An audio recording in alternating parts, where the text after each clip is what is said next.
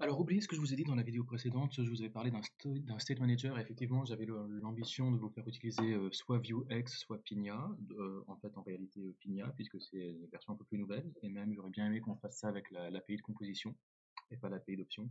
Malheureusement, j'ai pas énormément de temps, donc j'aimerais bien terminer le projet rapidement. Je pense qu'on peut tout faire avec un local storage, et d'ailleurs, j'en profite pour vous dire que tout ce qui est profil, je pense qu'on va le virer.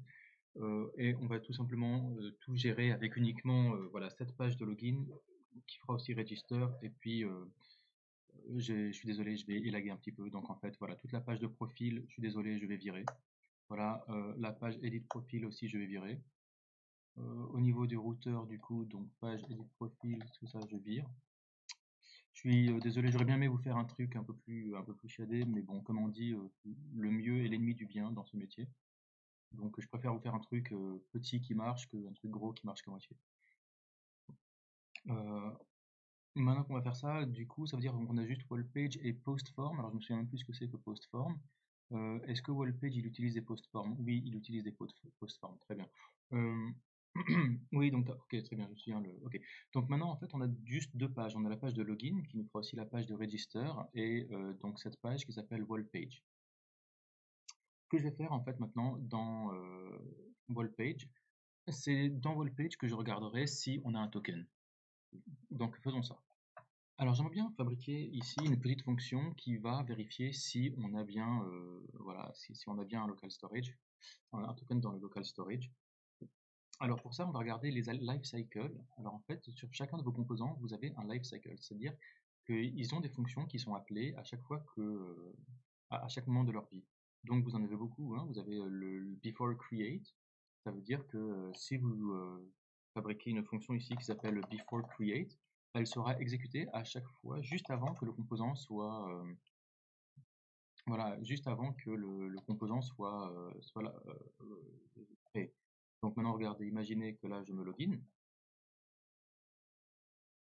hop, donc je me login, et vous voyez que vous avez wallpage before create qui a été exécuté. Alors moi ce que je voudrais en fait qu'on fasse, c'est que juste avant le create, avant même qu'il fasse quoi que ce soit, il vérifie qu'on ait un login. Alors je crois que before create c'est peut-être un petit peu tôt. En général on aime bien utiliser plutôt le created. Je me souviens plus exactement la différence. Alors dès que l'instance is initialized, setup is called before any options API hooks, even before create. Ah d'accord. Donc si on utilise setup, ça va encore plus tôt. Bon, ok. Bah écoutez, moi je vais me mettre. D'habitude, ouais, created c'est bien. Allez, on va mettre created. Et donc là, hop, si on regarde ici maintenant et qu'on rafraîchit, voilà, on a bien donc created qui est là. Moi, ce que je voudrais qu'on fasse dans le created, c'est que bah, il vérifie s'il y a un token. Alors, on va lui dire bah, const token est égal à local storage get item token. Et puis, on va lui dire quoi? On va lui dire, eh bien, voilà, s'il n'y a pas de token, alors j'aime pas, je vais dire if token est égal à nul, eh bien, this router push login. On va essayer ça. Donc là, je vais aller sur ma page. Voilà, donc là, on est sur ma page home. Je vais l'actualiser. Donc là, on est bien là. Par contre, vous voyez que si à un moment je change, j'enlève ce token et que je recharge, voilà, il va m'emmener sur la page login. Voilà, donc c'est tout simplement ça qu'on veut. Là, pour moi, ça c'est bon. Ce console log, du coup, on peut le virer. Qu'est-ce qu'on pourrait faire aussi? On va en profiter maintenant pour ces login, logout, on pourrait modifier ça, cette navbar, le profile. Bon, bah écoutez, on a dit que le profile ça partait, hein. Donc voilà, on va aller sur notre navbar. Je vais chercher où est-ce qu'on a un profile. Voilà, ici on a un profile. Ça peut virer. Très bien. Où est-ce qu'on est? Donc là, on est bien. Login, logout. Ah oui, là, donc on va pouvoir faire quelque chose avec ça aussi. Là, vous voyez que j'ai un login et logout. En fait, si j'ai un token, vous voyez que si j'ai un token, on peut partir du principe qu'on est logué. Du coup, le login devient un logout et inversement. Donc peut-être que je pourrais aller encore sur ma navbar. Puis qu'est-ce que je vais lui dire? Bah, je vais lui créer une fonction data, voilà, qui va nous retourner is logged in et qui sera false. Et puis pareil, je vais lui dire bah, au moment où tu es created, tu vas regarder si on a quelque chose dans le local storage. Voilà, donc const token est égal à local storage get item token. Et si le token est différent de nul, tu nous dis que oui, on est logged in. Alors vous allez dire, ouais, mais attendez, mais là ça veut dire qu'il suffit qu'on ait n'importe quel token qui soit, il suffit qu'on ait n'importe quel token qui soit là dans l'application. Et ça voudrait dire que, enfin, la simple vérification là, c'est sur l'existence d'un token. Et donc vous auriez peut-être tendance à dire que c'est une faille de sécurité, mais en fait, pas tant que ça, puisque si le token n'est pas bon, de toute façon, le serveur, alors on n'a pas encore configuré ça, mais à chaque fois qu'on fera une requête au serveur, on enverra le token avec. Du coup, si on envoie un mauvais token, le serveur va nous renvoyer aucune information. Donc voilà, moi donc si le gars il veut juste modifier son token dans son application, là, son local storage, tout ce que ça va changer, c'est que oui ou non, c'est qu'il va voir un bouton login ou logout. Donc c'est pas très très grave. Ok, et donc voilà, où est-ce qu'on était? Login, logout, où est-ce qu'il est? Ah voilà, il est là.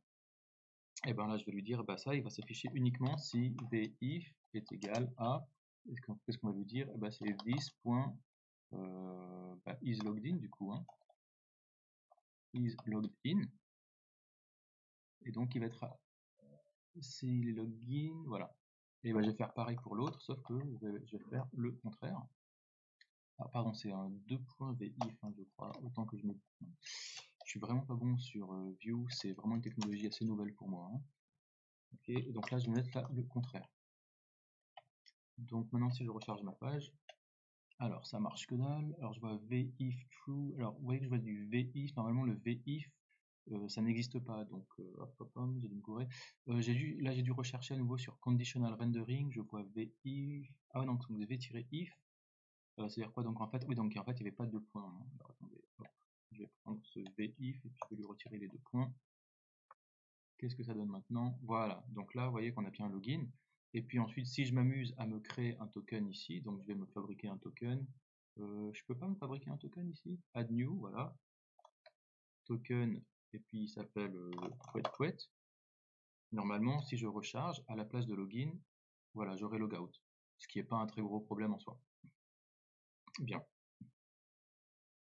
Je vais aussi en profiter pour, alors ce bouton Home, est-ce qu'il marche? Ah, aïe aïe aïe, vous voyez que là, ce bouton Home, il nous a...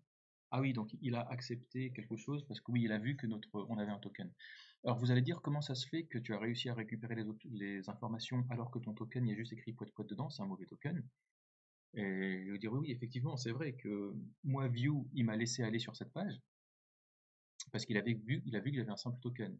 Mais c'est pas un problème en soi, encore une fois, puisque ces informations qui sont sur cette page, euh, si, si j'ai un mauvais token, de toute façon j'arriverai à aller sur la page home, mais j'aurai juste une page vide. Donc c'est pas un gros problème en soi. Qu'est-ce qu'on pourrait faire aussi? On pourrait dire que quand on clique sur pour l'instant, quand on clique sur le logout, il fait rien. On pourrait aussi lui dire que quand on clique sur le logout, voilà, hop, il faudrait qu'on fasse une fonction qui aille supprimer notre token. Donc on va lui peut-être faire ça. Alors, notre logout, qu'est-ce qu'on voudrait qu'on lui fasse? Ben, on va lui mettre un, alors, add click est égal à, et on va lui fabriquer une fonction qui s'appelle, on va dire logout. Et donc, on va se fabriquer une fonction ici. Alors, je crois que, voilà, alors on est dans data created. Quand on se fabrique des méthodes, il faut les mettre dans une clé qui s'appelle méthode. Et là, voilà, donc on va se fabriquer une fonction logout qui va faire un local storage remove item token et qui va nous renvoyer vers la page login. Ok, donc on va voir si ça marche. Hop, si je fais un login, un logout, pardon, on va voir mon application, elle est toujours là, donc je vais quand même rafraîchir. Là, donc je vais faire un petit logout, hop. Alors ça n'a pas marché. Est-ce que j'ai un problème dans la console? Qu'est-ce qu'il me dit? Cannot destructure property default as it is undefined unexpected token. Ok, donc j'ai dû faire une connerie quelque part. Property logout does not exist. Ah ouais? Add click est égal à... Ah mince, c'est peut-être 10. Est-ce que ça serait ça?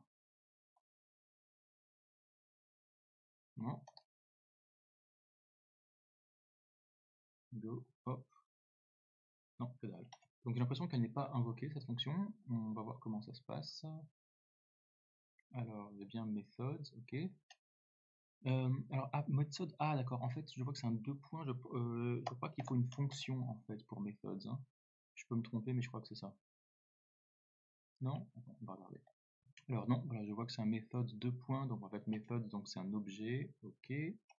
Alors pourquoi est-ce qu'on a un souci? Logout, non. Alors on va essayer de voir si, alors, hop, si je vais faire un petit console log dedans quand même. Ah d'accord, il faudrait peut-être bien l'orthographier aussi, hein. Parce que là vous voyez que hop, j'avais une majuscule ici, donc ça, je pense que c'est ça. On va voir.